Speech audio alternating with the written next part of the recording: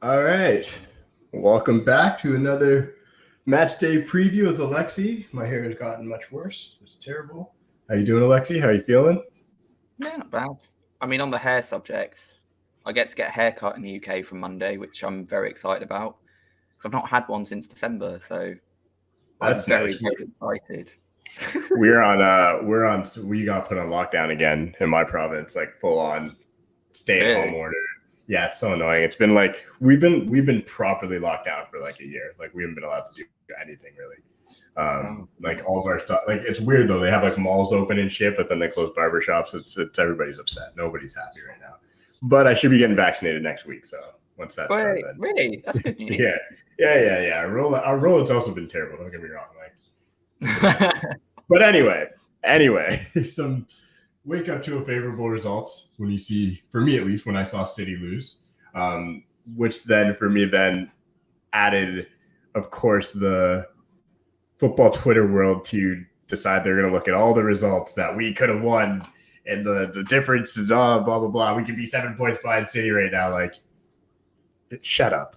Like, who cares? Right now we're projected to finish with what? Probably 74 to 78 points, which will be a nice improvement on last year. But first things first, we have to take care of the game in front of us. How are you feeling about this tie with Tottenham? Do you think redemption's in the cards? I'm worried because Tottenham they're bad. Like they're a really bad football team. They've been bad pretty much all season. They lost 3-0 to Dynamo Zagreb. They lose loads of games. They can't defend. They sit back too much. But Jose Mourinho and his players are going to be so up for this. It's unbelievable. And I do think we'll win in my heart of hearts. But I think it's going to be very, very difficult for us because it reminds me a bit of in Mourinho's first season with us. We were sixth, kind of completely in. We were trash. Oblivion. But we played Chelsea at home, and Chelsea were top by a lot of points at that time. And then we played Chelsea and beat them, and no one expected it. And it was kind of like that was like a middle finger, though. That was a Mourinho middle finger to Chelsea, the old squad. I remember that game. Yeah, because he walked off with like touching the badge and stuff. Yeah, he did. He walked off pointing to the United badge. Yeah. She's like staring at the Chelsea fans. You're like, this man is just ridiculous. Personally, I'm not gonna lie to you. Oh shoot, we got a guest. What's up, Indiana? I'm good. How you doing?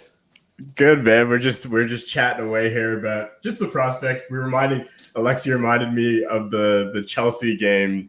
The Chelsea game where we're back when we were 6 with Mourinho and we were terrible. And then we beat Chelsea, who was top of the league, and Mourinho did the pointing to the badge thing, saying that, like, it could be one of those games where Tottenham get up for us. I'm under the impression, in my opinion. Oh my goodness! we've got a Spurs fan I'm going to bring on in a second too. You've got a Spurs fan that I'm going to bring on. We can abuse him for a bit. One of my boys from Canada. But so I'm under the impression that Tottenham will kind of get up for this game. In my heart of hearts, I could see it being a draw, personally, and then we'll get to those board predictions later. But like, I'm not worried. I'm not like the rest of Twitter right now who just think like we're gonna fall into oblivion and things aren't gonna go well for us over these last 8 games. And there's no, for me, and I know Indiana, you're more on the cautious side, but for me, there's been no indication that there's gonna be a drop off. I'm like, not with this game, Cam. I'm not cautious with this game. I think we lost 6-1 to them. City lost today, and so I feel like the players should be up for this. They got a point to prove. We know what Mourinho is going to do. But he's going to park the bus and try to hit us on the counter. Yeah, but we finally got Cavani fit, which does add a lot in terms of movement. I just think United players will be up for this. There's pride at stake. Do you know what I mean? Like losing 6-1, things like that. They have to go at it. I expect. And the way we lost. I don't see, this is the thing. I don't expect a lot of goals. I don't. I expect maybe 2 tops. Maybe. I'm not gonna lie. Maybe 3 if we're lucky. That'd be fun. It was great to wake up, and this is my buddy Troy. Everybody, he's another Canadian. He's a Spurs fan. Hey, everyone. It's all right. You seem like a nice guy anyway. You seem like a nice guy. Maybe if I just keep my mouth shut, you'll appreciate me a little bit more. As soon as I start talking Tottenham, I'm sure it'll be a different perspective you have of me. But I tell you what, it's really weird hearing Cam talk about the Twitter sphere and how people are thinking United might have a bad end to the season. And meanwhile, I'm opening up my Twitter every single day, and all I see is constant criticism. We assume that we're about to go out into oblivion as well. So the fact that you're feeling a bit wary as well makes me feel a little bit better about Tottenham. But yeah, it's football Twitter. Let's be honest. Like, it's football Twitter, and Troy like me follows a bunch of other sports too. And football Twitter is just a different place, man. Every fan of their team thinks it's like dire days, unless you're a City fan. Let's be honest. Like, everybody's not happy. Nobody's happy right now. We'll tell you what. I'd rather be FIFA through like 3 lockdowns. Yeah. That's what that is. that's FIFA. That's all FIFA. I'll tell you what. I'd rather be feeling dire where you're at right now. I mean, there's so much on the line today. The Athletic comes out with. I know, obviously, it's always been rumored that Kane wants to leave, wants to get out, wants to go to a Champions League side. But when we're sitting down where we are here, competing for a 4th spot, we probably won't get. At least you can root for pretty much a solid Champions League spot. I just feel like our future is so grim in a lot of different ways. It's so difficult to figure out what the hell is going on for the next, like, not even just the last 8 games. It's okay. What does the summer look like? What does next year look like? Is Kane staying? Is Mourinho staying? There's just so many unanswered questions. I just put, you're never at ease. Never at ease. I'm going to take this opportunity because, like, I definitely want to talk about the Kane stuff because obviously one of Kane's destinations could be United if he does end up being sold at some point. But one thing I wanted to ask you, because I know a lot of Tottenham fans who want Mourinho gone. Basically, every Tottenham fan I know wants Mourinho gone. What about you? What's your stance on Mourinho? Do you want him gone? And do you think he's going to win you that first elusive trophy at least under most Tottenham fans? Steve, like, do you think he's going to win the League Cup? Do you want him gone? If he wins the League Cup, do you still want him gone? How do you feel? So I think there's 2 parties right now, where I think, if you look back, let's say February. Troy, do me a favor. Do me a favor. You're on your phone, right? Yep. Do you have headphones? Got only AirPods. That's exactly what's happening. Okay, take your earbuds out and come back in. Your earbuds are crackling on the screen. I'm gonna bring it back in once it's done. It's Indiana's dealt with it for a lot of time. All right, we good? Let's hear it. Troy, as you talk now. Can you hear me better? Yeah, that's better. You're not getting the air. So with StreamYard hates anything wireless. It just hates anything wireless. It crackles. It does this like crackle. Anyway, tell me. I want to hear. So I think the big conversation amongst Tottenham fans, especially you listen to any podcast, you go on Twitter. If you look, let's take it back a couple months when let's look at like January, February. I think the big conversation was when we were in that big slump, big losing streak. The question was, okay, if we can finish top 4 and win a trophy, that'd be considered one of the best seasons we've ever had in the last, forever, pretty much. And so, okay, that would have been good enough to keep Mourinho. Then it sort of we fell so far down that we were like, okay, 4th is not an actual option. So are we content if we can win a trophy, right? Back when we were still in Europa, we were like, okay, if we can win Europa, even if the chances for the League Cup seemed grim against City, okay, Europa was still there. When you fall out of Europa League, it's looking difficult to actually secure a Champions League spot. I can see like our best option here is potentially finishing with the Europa League spot and maybe winning the League Cup. Is that satisfactory for a team right now that has bigger ambitions than that? The big question that a lot of fans have is Mourinho getting the most out of our players currently? Is he the right manager to essentially take what is a very offensive so Troy, I know all these questions. I just want to know what do you want? I want to hear on record. Do you want Mourinho to stay or go? I personally don't see us getting anything better out of a different manager right now. If you look at Nagelsmann as an option, that seems like the only other option right now. I personally don't think that a lot of our draws are last minute, 85th minute or later goals that we're conceding and dropping points to sides like Newcastle twice in the same year, to West Ham, whatever.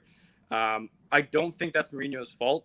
I agree that his playing style is not suited to Tottenham right now, but I personally would rather keep him, see what he can do in his second full season, with hopefully some better signings in the summer, especially at center back.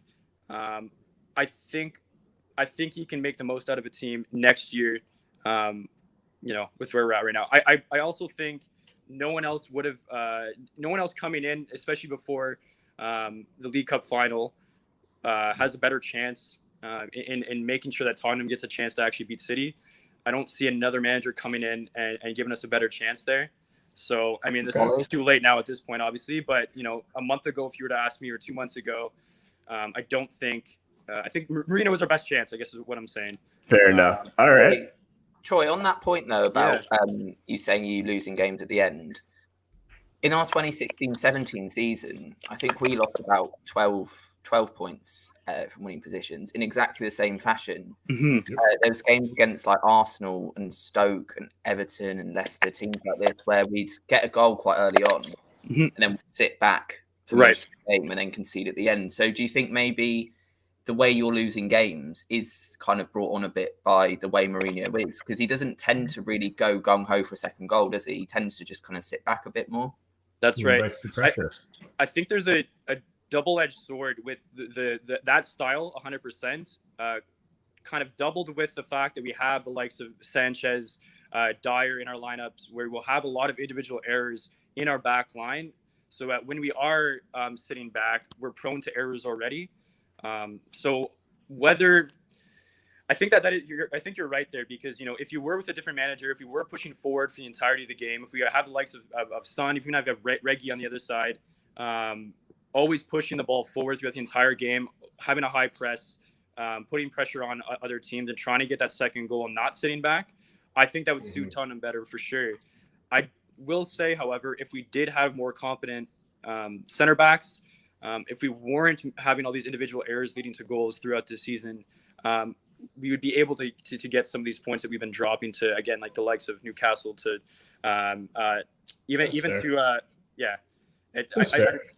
I want to switch the conversation now, because I talked about Tottenham more than I like talking about Tottenham, but I do. I like hearing the opinions. Indiana, you've been, I guess, like you said, coming on, you're not really worried about the game. You think there's going to be goals. How do you think we're going to set up? Like, how do you think Ollie's going to kind of attack this game? Like, what do you think we're looking at? I personally, I think he's going to play the strongest team he can. But what do you think we're going to do tomorrow? I think Martial's still injured. I'd like to see Cavani play, because I think Cavani would. I mean, Dyer cannot cope with Cavani. Dyer can barely track the ball, let alone Cavani. So I'd like to see him up there for movement, hold the ball up. We'll see Rashford. I think he's going to play Dan James, I think he's going to play Dan James. Pogba has to play. Maybe he'll go with Pogba and Fred. Fred for a bit of energy. I think Fred plays for sure. So it's and the same back four. I don't think. I'm not sure about Bailly though, because of Son. Maybe Bailly will play. Bailly won't be allowed to play. I think the COVID protocols will actually keep Bailly. Oh, out, okay. Right. Okay. Well, then it is Lindelof. He tested fully positive. I thought that was over now, no. No. Like it's still only about a week ago, or a week and a half maybe. Right. Okay. Yeah, he tested positive, so he's gonna have to go through. I'm not worried about Son with AWB anyway. I'm more worried about when AWB wins the ball back, him giving it back straight to Kane or someone. That's my worry. Do you know what I'm worried about? And Danny calls it out all the time. The diagonal balls. Oh, that's the one thing. That's the one thing. If Kane gets onto a ball, holds it up, and just plays that ball over, because Aaron Wan-Bissaka can't track a ball.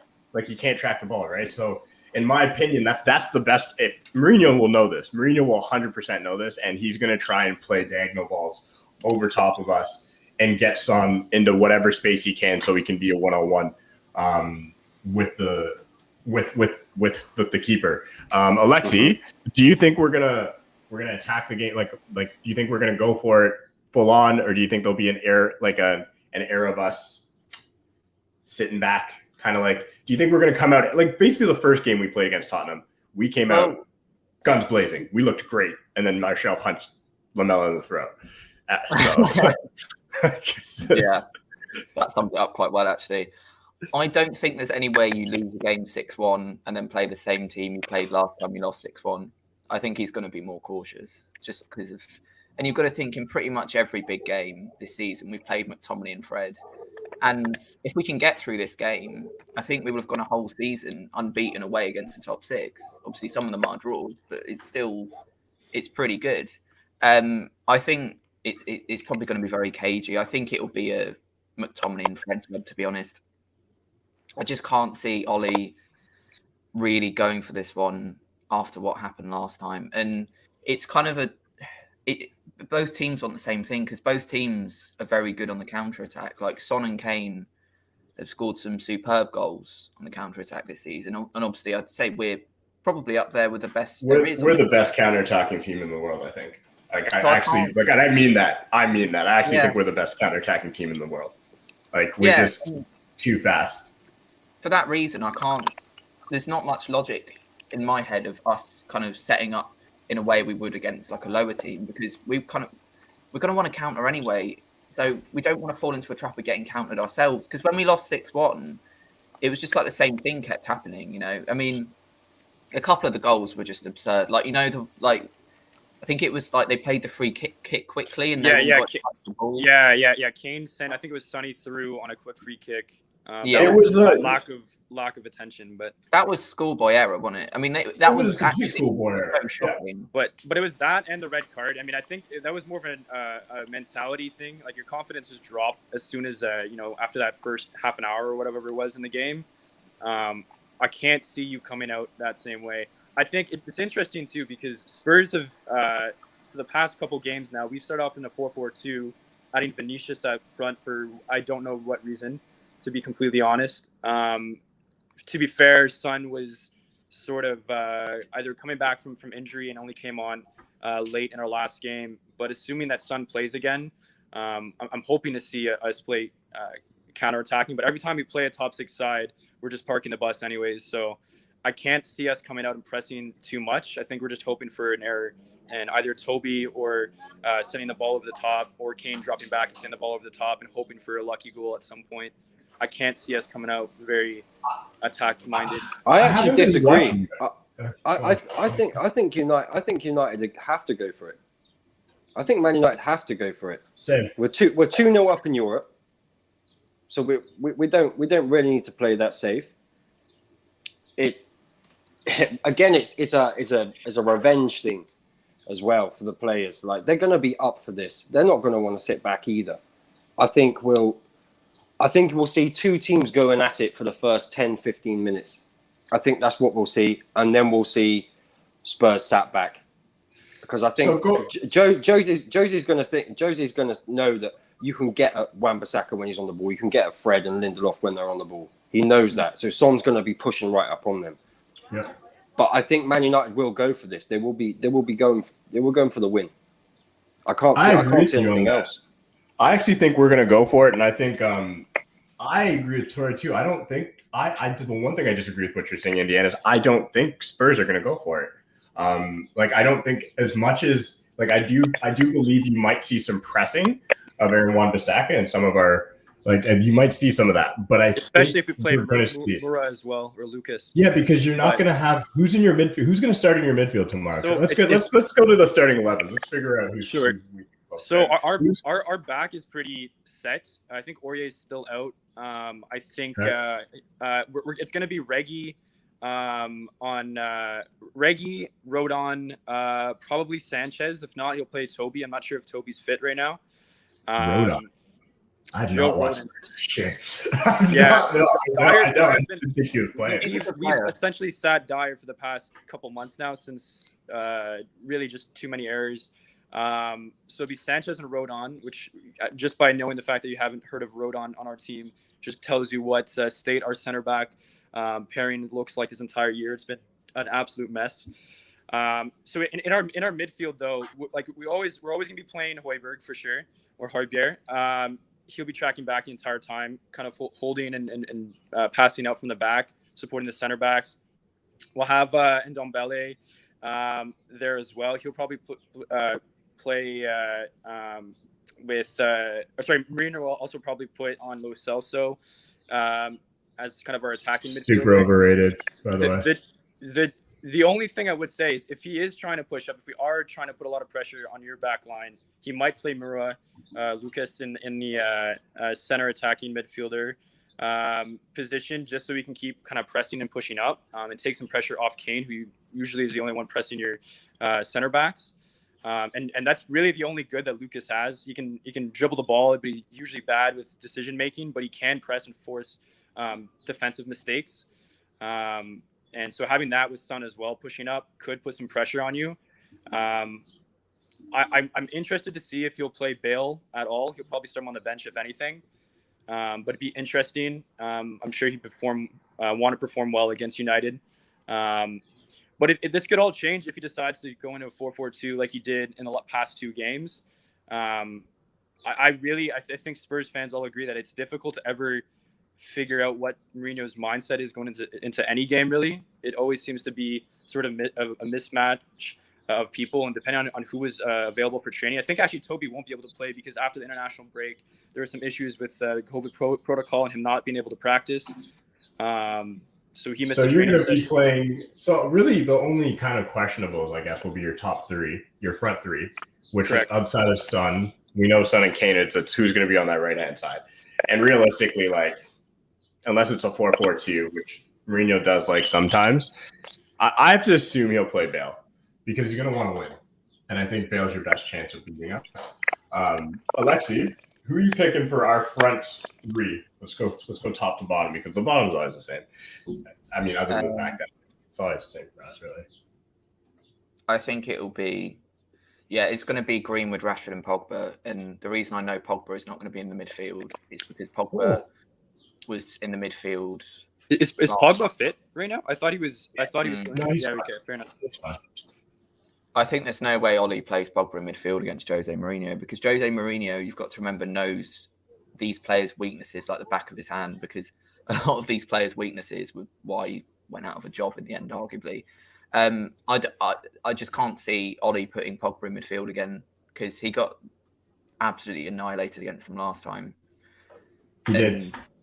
Yeah, I know I said this earlier, but there's just no logic in my mind that let's say you played like McTominay, Bruno, and Pogba. Let's face it. I know it's Matic instead of McTominay, but that's basically the same midfield as last time. It's just not going to happen. So I think, we'll see Pogba on the left up against. Is it Aurier? Troy is playing for Tottenham? No, Aurier's hurt. Yeah, so it'd be interesting. It might be Tanganga, who's been pretty young. We've been trying to get him more minutes. Him and Rodon have been coming on. That's likely what it'll be. I think Davies. I think realistically, all of our left and right backs are injured aside from Regi and Tanganga right now, or not available to play. Tanganga's a center back too, isn't he? Like a natural center back. They play him on the right as well. I don't know why. Mourinho does this shit. He does this shit. Like Dyer's not a center back. He plays players out of position all the time. Yeah, to be fair, I mean Dyer's just completely out of the lineup anyways. Because he can't play center back, but it's also just because he can't control the ball on his feet to save his life. So Alexa, you think Pogba's going to start on the left, eh? I don't. So I agree with you. I know what you're saying. I completely hear you. Pogba got done last game in the midfield against Tottenham. The last 2 games we played against Tottenham, they press him heavily because Mourinho knows. He's fully aware. He's fully aware that if he presses Pogba's prone to making a mistake. He's prone to dawdling on the ball. Neighbors are yelling. I actually, my front 3, if I'm going to pick the front 3, is going to be, I think Rashford will start through the middle again because I think the whole thing is Rashford's not. I don't think we're going to see Rashford play a full 90 for like the next 4 or 5 games. So I think Rashford will actually start through the middle. He'll throw on Dan James probably on the left and then Greenwood on the right. I think that's what he's going to go with. Because I do think Pogba's going to drop back in the midfield, regardless of like whether we all think he's going to get done. Do you think it'll be what? You think it'll be Pogba and Bruno? Pogba, Bruno, and I actually think Ollie's going to just attack them. He's going to play them like they're like a bottom 6 side. He's going to try and attack them because they're going to sit. So he's going to try to lock them. I think Ollie's going to know this. So when we play, we're going to have Pogba, Bruno, and I think Fred will stay in the midfield so he can be a pest. So he can be all over Højbjerg. So he can be all over Dembele, Jesus Christ, Ndombele. Yeah, Tanguy and Ndombele. So I think that's going to be our midfield 3. I don't know who are you picking in the midfield then? If you think Pogba's going to be out left, which isn't a crazy thought. It's not a crazy thought because he's been doing it. But who's your midfield then, Alexi? Oh, sorry. I think it will be McTominay, Fred, and Bruno. The problem is like with the Fred, Bruno, and Pogba thing. Wasn't that the midfield against Brighton the other day, and we did get kind of a bit annihilated for a lot of that game. And I don't know. I think there's an argument to be made that maybe we shouldn't give Tottenham this much respect because obviously they haven't been very good. But I just think for me, playing Fred, Bruno, and Pogba in a game like I don't know, it just seems a bit risky, and Fred's ball retention and everything like that. I just think until we sign a proper holding midfielder who can do both McTominay and Fred's jobs, I think in these kind of games you have to play both of them just for insurance. But the thing is, like when I look at Tottenham's midfield, they don't. It's almost like our midfield in a sense where they have one guy who's good on the ball, in my opinion, and that's Ndombele. I think Lo Celso is heavily over. Højbjerg is good on the ball. Højbjerg's a tidy midfielder. He's a good defensive midfielder. He makes like the simple pass. He does the right thing, but he's not gonna slice us open. Like he's not like if you press him if you press him, that's not really his job. Like if you add if it's either Moura or if it's Lo Celso in the midfield, those are your two. Him and Tanguy are going to be. No, I agree with you that on that. Yeah, but that's why I'm saying we don't need McFred because it's not his job to do that. He's not good at doing that. So it's like, why are we worried about being out? Like when we play Scott and Fred in the midfield, we do it because we don't want to get overran in the midfield. Realistically, it's just to protect the defense. I just like I'm not giving the same respect to Tottenham as you are, Alexi, in this sense. And as much as like it's like, and I get it, you aren't. You're not giving them a lot of respect to begin with either way. But I think by thinking we have to play Scott and Fred to be sound in the midfield. Because, like, what are they going to do in the midfield? Like, I got, like, let's call a spade. Like, other than Ndombele, who's really good in their midfield? Well, I'll even put it this way. Like, we're not likely going to have much possession in the midfield to begin with. Ndombele will get the ball every so often, nutmeg a couple of you, and then pass it off maybe twice per game. Otherwise, it's going to be long balls after long balls for the most part and trying to move up either of the two wings. We're not going to be able to pass through the midfield anyways, and we never do. So, in terms of a threat on your end, I don't know if there's much there in the midfield. I just don't think there is. Now the burning question, and Alexi, this one we'll skip the rest of the back four because we know who it's going to be. If Shaw's even halfway fit, he'll start. I don't want him to though because I have Dallas on the bench for FPL, and I really need him to come in.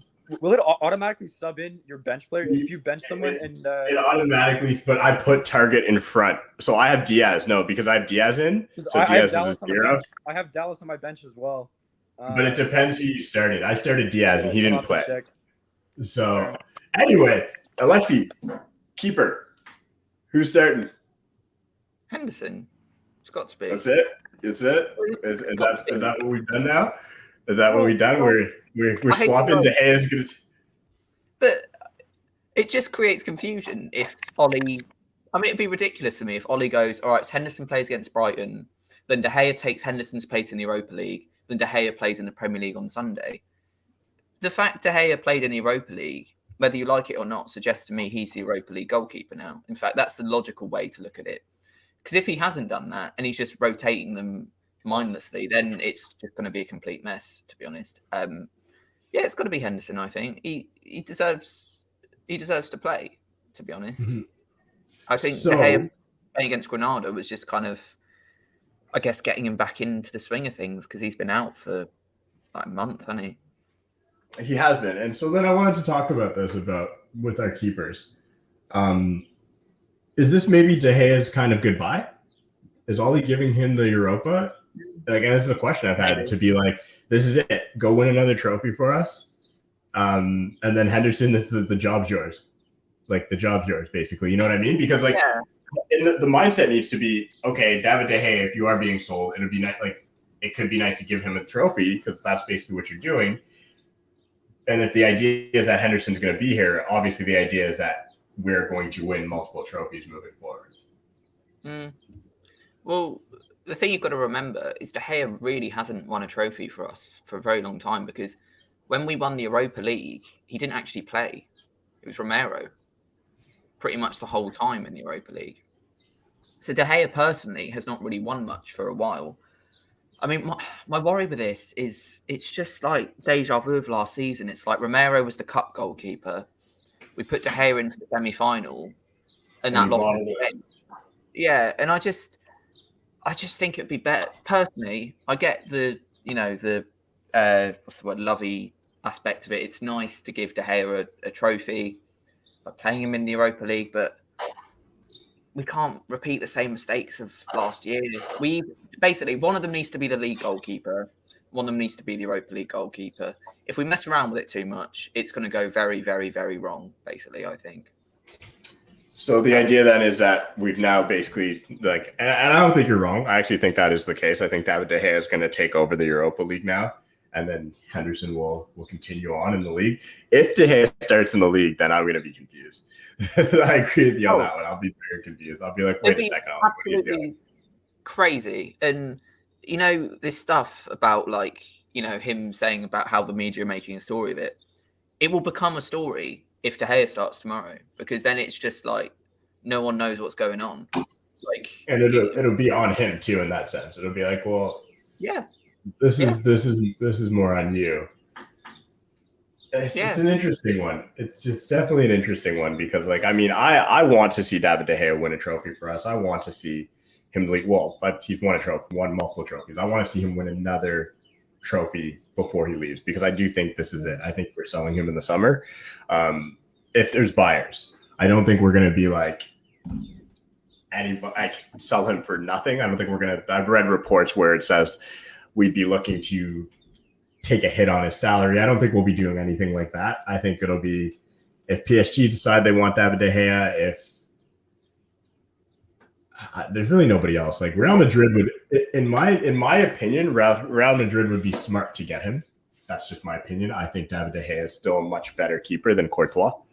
I just don't think Courtois is good. I think he was blessed to have that Real Madrid defense in front of him, but he's just, in my opinion, not a great keeper. He's tall. That's about it. He doesn't have great reflexes. I've never rated Courtois. So it's like if I was Real Madrid, this is your time. Come in, throw us 15 mil, and we'd probably sell him. It just feel a bit though, like unfortunately for De Gea, I think the Madrid thing is kind of gone probably. But then there's like Sociedad. There's got to be some other teams. There's got to be some other. Well, Pogba. This is a crazy notion, and just to go off on it like a little bit different here because I don't have anything different when it comes to my back four. Real Madrid could conceivably, like, this is crazy. This is nuts, but it could happen. These men could go out and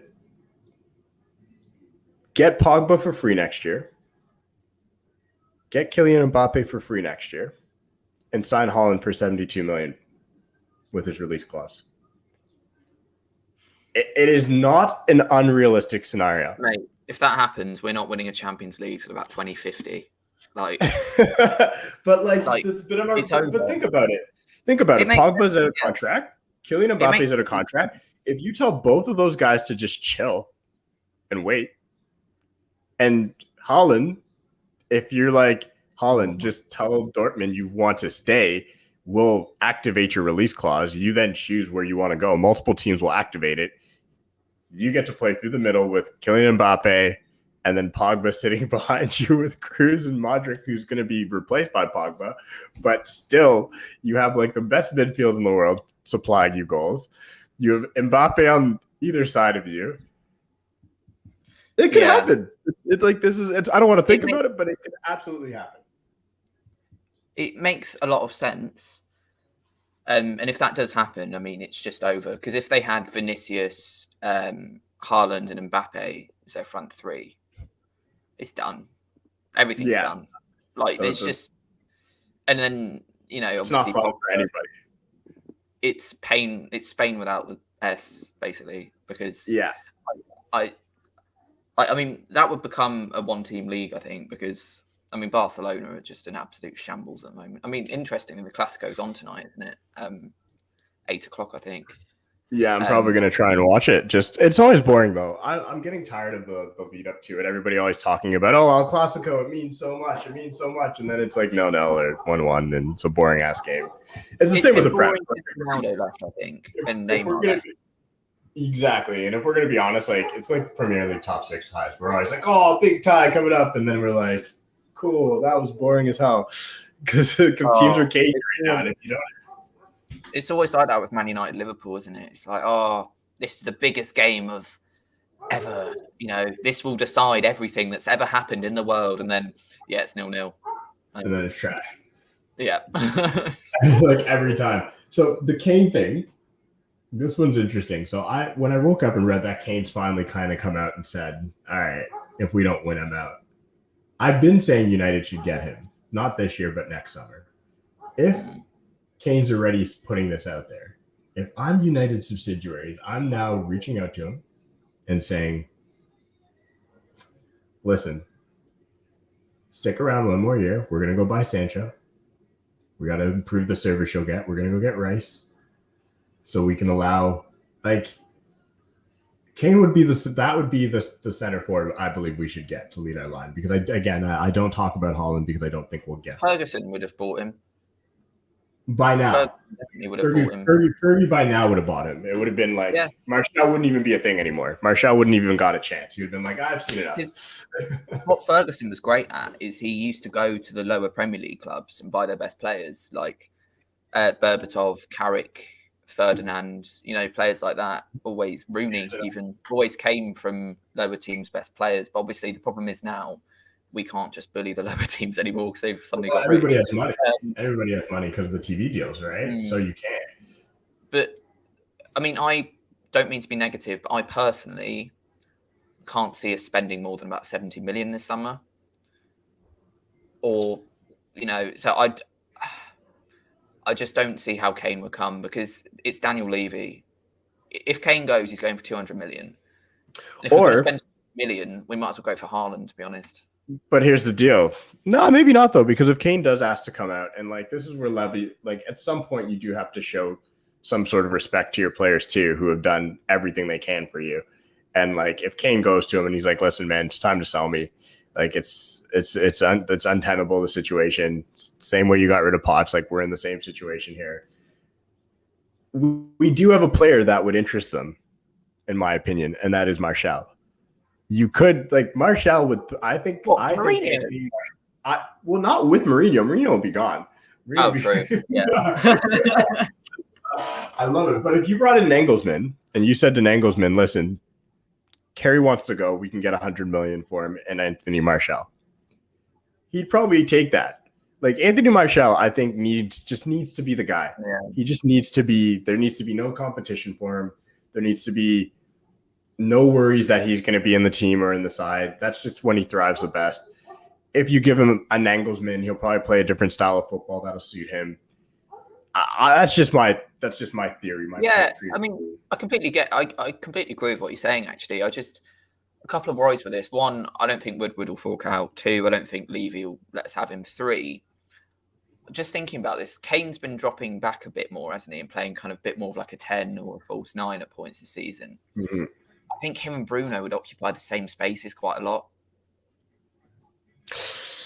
No, but the good thing is I think Bruno would push past him. That would be fine. I think that would be completely fine. I think it would be like, you're right. He would drop deep, but then Bruno would just make the runs. And this is where like somebody like Donny Van de Beek would actually be useful. Is like, because he wants to get in the box too. It's like, so that's the thing. Kane is such a complete player that I think he's doing this whole dropping deep thing because he can't get the ball any other way in Tottenham. Like, we're just talking about how dead their midfield is. He can't get the ball. So he has to get on the ball, and he helps create. At United, he might just we're going to be honest. At United, it might just be like, Kane, can you just be the number 9 that we all know you are and just stick around that box? And you'll be like, cool, I'm going to bang 30 goals this year. Like, no problem. Like, that's the Kane. Like, we'll see. We'll see if I predict. I've been saying Kane to United is like almost inevitable for years. I just feel that way. I think the problem is Man City. Yeah, that's fair. Yeah, but I think Man City, but that's I don't know. fair. Because Guardiola loves him. I mean, I remember when Tottenham played City in the Champions League, City said they were playing the Harry Kane team, which didn't age very well because the Harry Kane team knocked them out without Harry Kane. But he clearly likes Harry Kane a lot. And if he's going to, I think he'd go to City over United, to be honest. I don't. That's one thing I will say. That is one thing I will say. I actually think if it came down, both teams are offering the same thing. Obviously, I think we could still offer more money than wages. But if it came down to a choice, like where both teams are at, I think Kane would actually pick United. And I think it's because he's English. Like, let's be honest. Like, Kane grew up knowing what Manchester United meant to the Premier League, meant to English football, and knowing what it would mean to win. If he were to go to United, win like their first Champions League in so long, or win their first Premier League in so long, legendary status. It's like he's catapulted, his brand's locked, everything. With City, it might just be, yeah, you went to City, that was already a really good team with Pep. Like, I don't think you would get the same notoriety. You can also say, like what happened with Sanchez, where it's like, if you do leave us, you've got to win stuff or you're going to look like a fool. Because if Kane went to United and just came third a few times, he would look like a fool. Whereas if he went to City, that would be the case. If he went to City and won everything, Tottenham fans would go, we hate that he left, but you go, kind of like us with Ronaldo, you go, well, fair enough. Like, you've won everything there is to win. Yeah. I actually think at United, if you think about the squad, if we do, again, this is all contingent on us doing well this summer. We have to buy this summer. If we buy a Sancho and if we buy a Declan Rice, and that's all the business we do, let's say, and then get Kane the next year, then absolutely fire Ollie if he can't win with that team. Because that would be a tragedy at that point. If you can't challenge and win trophies and win big honors with that team, then any other manager you bring in Rooney. Rooney will be ready by that time. Be like, all right, Rooney, just go out there, straight vibes. I think all right, Kane would sign for us if we had Rooney in charge, definitely. God. Let's get to score predictions. You were right last time. You were bang. Like, not only were you bang on right on the score prediction, you got the goal scorer right. You were bang on. You're like, Danny Welbeck's gonna score. We're gonna put you past them. I was watching. I'm like, oh, Lexi got it right. I was like, when Welbeck scored, I was like, oh, okay, shit, I should have bet. I was like, I should have. The odds are probably great on that. No, to score. If I bet a parlay of Danny Welbeck scoring and a 2-1 visit scoreline, just like $5 would have paid out like $100. No doubt in my mind.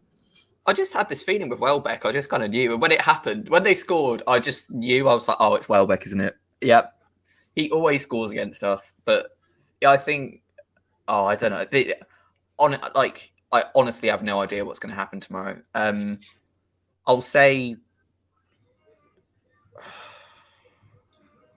2-1. I think they're going to score first, and we're all going to get a bit scared, and then we'll probably get a penalty, and then we'll get them on the break at the end or something. And I just hope Ollie pats Mourinho on the head again. I won't lie. I think it's going to be 1-1. We're going to get a penalty. Mourinho's going to complain about it.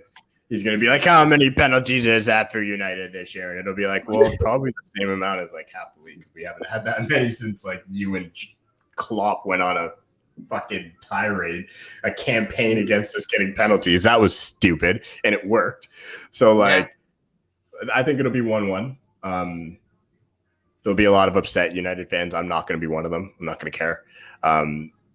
It's a point that like I'll take the point, move on. We've got Fulham, Villa, Burnley. Those are the games where we if we finish our dinner in the games that we need to this year, like we're cruising to 75 points this year, and that's 75 points in the Europa League title. That's job done this year. Let's see what we do in the summer. That's basically what I'm thinking. But yeah, it was a fun one. I was happy to get this preview out the way. I hope it's a win, but again, I think it's going to be a draw, and I think it's going to be a boring affair. I do think we're going to cancel each other out. I think we're going to start strong, and then like just come into ourselves, and then it's just going to be both teams waiting for the team to make the first move. That's how I see it. Yeah. All right, man. Well, take care. We'll chat soon. Yeah.